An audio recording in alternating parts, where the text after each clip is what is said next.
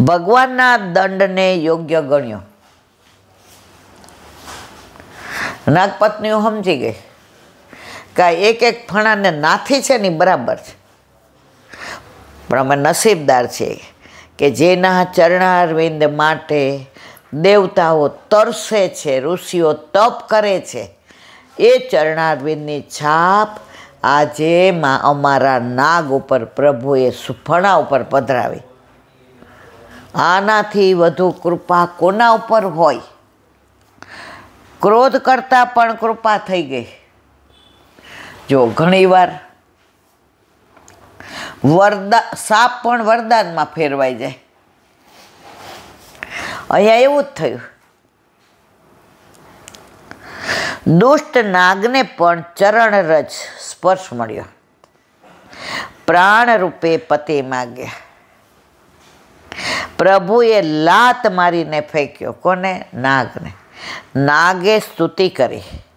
ભગવાનની માયામાં ભાન ભૂલેલા, સ્વભાવને વળગી રહેતા, પોતે ખલ છે, લાંબા ક્રોધવાળા છે. ભગવાન રજા દે કે સજા દે? ભગવાને સજા નથી આપી, ભગવાને રજા આપી કે અહીંથી હવે રમણીક દ્વીપમાં જાઓ. મારી ચરણની છાપ તમારી એક એક ફણા પર છે. આ છાપ જોશે પોતાના પ્રાણ પ્રિયની, એટલે ગરુડ તમને જરાય હેરાન કરશે નહીં.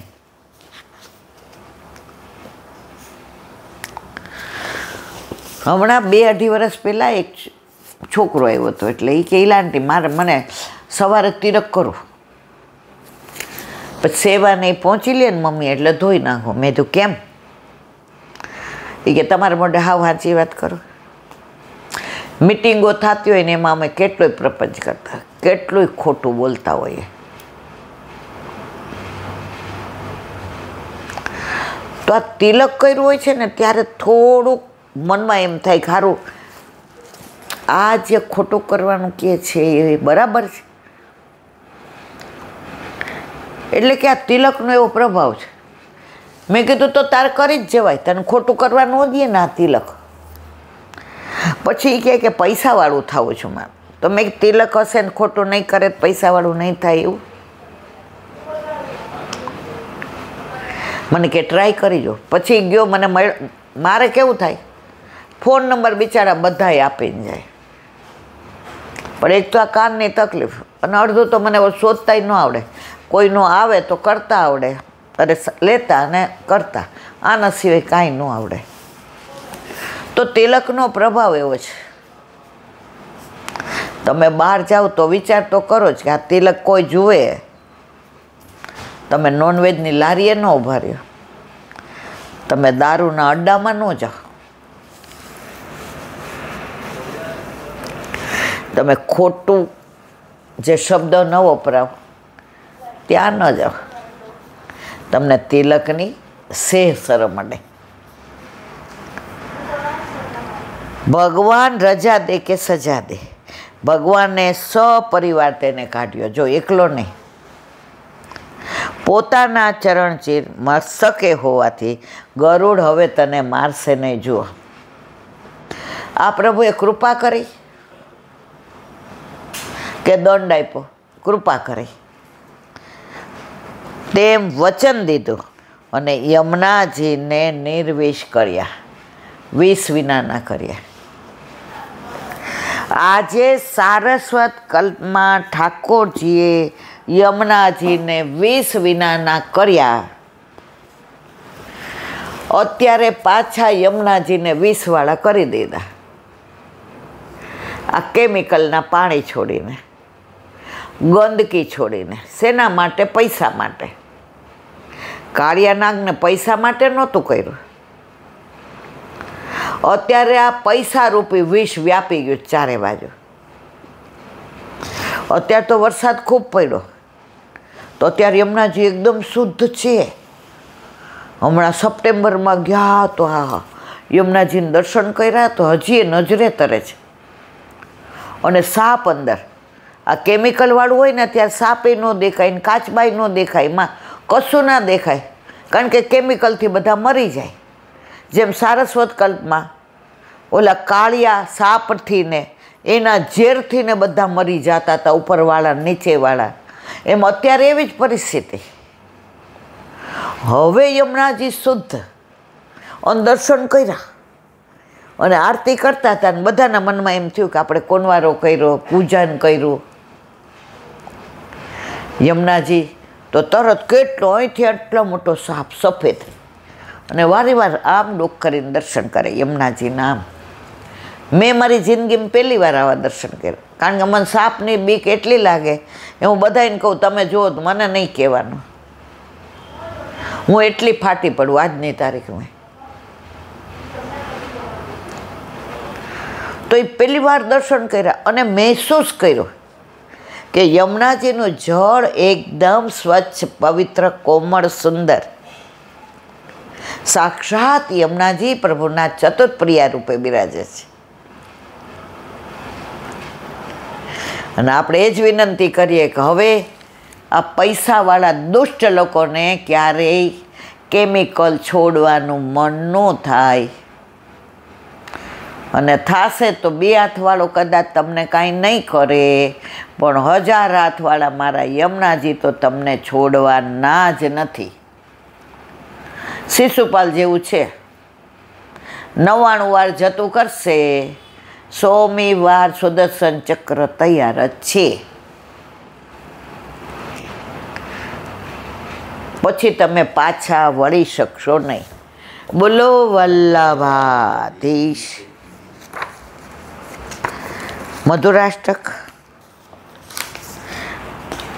અત્યારે આપણે પાણી મધુર. પાણી એટલે હસ્ત અને પાણી એટલે હાથ. કાલે આપણે આ શ્લોક જોયો ગોપી ગીતનો, એનો ભાવાર્થ. હે રમણ શ્રેષ્ઠ, સંસારના ભયથી શરણે આવેલાને અભય આપનાર. આપણે છે ને હાયરા રહીએ, વાયરા ન રહીએ, કાંઠિયાવાડીમાં કહેવત છે.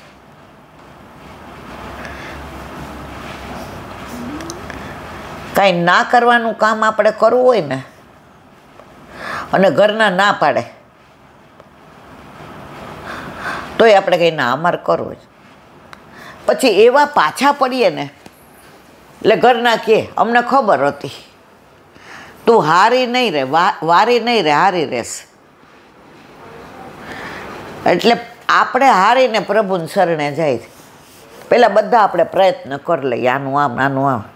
પછી શું કહીએ, થાકો જેવીના મેળને પહેલાં જ કર્યું હોત તો. મનોરથો પૂર્ણ કરનાર, લક્ષ્મીજીના હાથને ગ્રહણ કરનાર તમારો હસ્તકમળ અમારા મસ્તક પર મૂકો. પાણી મધુર. બ્રહ્મ સંબંધ લઈએ ત્યારે હસ્તનો ઉપયોગ કરીએ છીએ કે નહીં? ઠાકોરજી એના હસ્તમાં લે છે ને, અભય આપે છે ને. મનોરથ પૂર્ણ કરીએ તો બધું હસ્ત દ્વારા કરીએ છીએ ને. લક્ષ્મીજી સાથે પાણી ગ્રહણ કર્યું ત્યાં ઠાકોરજી હસ્ત, એ હસ્ત અમારા માથા પર પધરાવો. આ શ્લોકમાં શ્રી હસ્તની મધુરતાના દર્શન થાય છે. ગોપી યાચના કરે છે, આપના હસ્તકમળ અમારા મસ્તક પર મૂકો. મસ્તકો બહુવચન નથી વાપર્યું.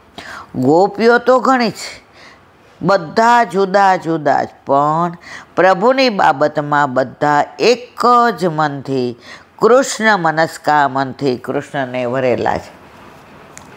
જેટલી ગોપીઓ એટલા સ્વરૂપ ઠાકોરજીએ ધારણ કરેલા છે. બધી ગોપીને એમ લાગે છે આ કોઈ હારે નથી, મારા પ્રભુ મારી સાથે જ છે. અને એ ભાવથી આપણા ઘરે બિરાજે છે. જેને જેવો ભાવ હોય ને, પ્રભુ એવું જ સ્વરૂપ વલ્લભ પધરાવી દે છે. નારણપુરામાં એક વૈષ્ણવ છે, એ કે એલા મારા ઠાકોરજી કોઈ દિવસ એકલા ન હોય, 2, 3, 4 તો હોય જ. તો મેં તું પોઢાડો કેવી રીતે? મને કે મંદિરમાં આટલું સૈયા મંદિર રાખ્યું છે, એટલે પલંગ કાઢ નાખો, એના ઉપર રેશમી ગાદી, એના ઉપર એ કે ચાદર પાથરી દો અને તકિયા મૂકીને ચારે નહીં કે 8 હોય તો 8 આવી જાય, કારણ કે ઘણી વાર તો એ કે 7-8 હોય. એ કે પછી મેં ગુરુદેવને કે તમારા ઘરે રાસનું સ્વરૂપ હશે.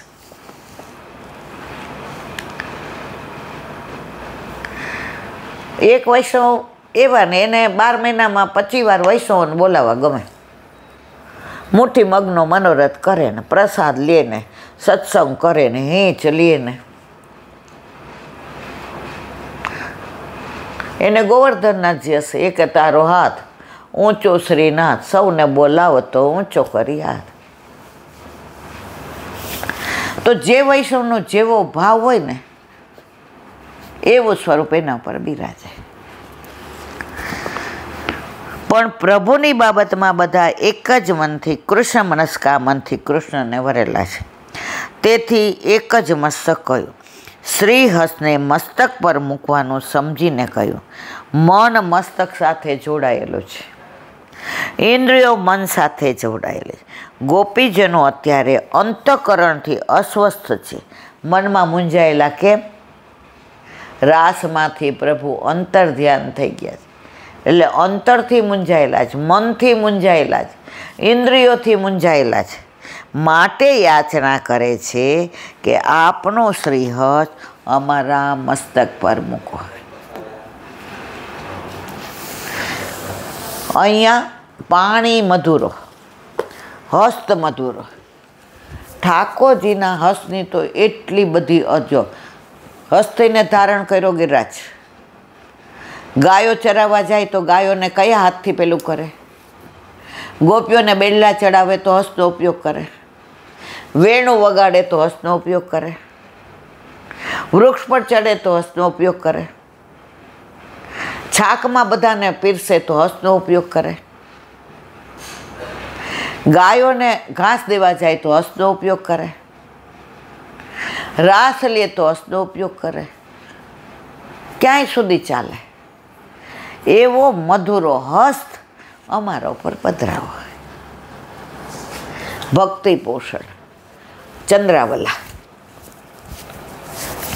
દયારામભાઈના ચંદ્રાવલાની અંદર જેવી રીતે અખાના ચાપખા છે ને, આપણે ભણતા હતા ત્યારે, કથા સુણી સુણી ફૂટ્યા કાન, અખા તોયનું આવ્યું બ્રહ્મગાન. પથ્થર એટલા પૂજ્યા દેવ.